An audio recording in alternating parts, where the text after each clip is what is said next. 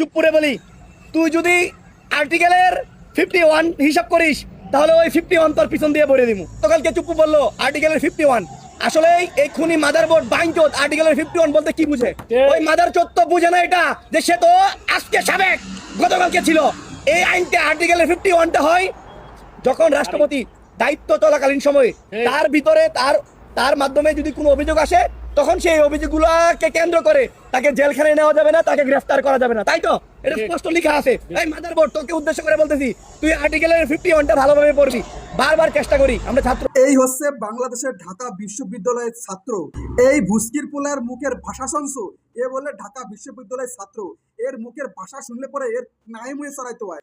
আর এই ভুস্কির পোলাটা করবে রাজনীতি। এরা করবে রাজনীতি। রাজনীতি তো আরো অনেকেই করে, আন্দোলন আরো অনেকেই করে, কিন্তু এইভাবে এই ভুস্কির পোলার মতো গালাগালি কেউ করে না। আসলে সত্য কথা বলতে এরা হচ্ছিল মাদ্রাসার ছাত্র। এরা মাদ্রাসা থেকে পড়াশোনা করেছে, ওই জন্যই এই ধরনের মুখের ভাষা খারাপ করে এই ভুস্কির পোলারা। এরা কোনোদিনই মানুষের ভালো করতে পারবে না, আর এদের কারণের জন্যই, আর এই ধরনের মানুষের জন্য আজকে বাংলাদেশটা দিন দিন খারাপ হয়ে যাচ্ছে। এরা বাংলাদেশটারে নিজের মামা বাড়ি মনে করে, এই জন্যই এত লোকের সামনে এইভাবে গালিগালাজ করতেছে। কিন্তু এই যে গালিগালাজ করতেছে, সামনে যারা বসে রয়েছে তারা কিন্তু অনেক খুশি হয়েছে। এর মধ্যে কেউ বলবে না যে ভাই তুমি ভাষণ দিয়েছো ঠিকই আছে, কিন্তু এইভাবে গালাগালি করা তোমার ঠিক হয় নাই, এই কথা কেউ কবে না। সবাই কবে খুব সুন্দর ভাষণ হয়েছে, সেই সেই সেই ভাষণ হয়েছে, এইসব কথা কবে। এর মধ্যে কোনো জ্ঞান নাই, এ হচ্ছে একটা তার কাটা মাতাল।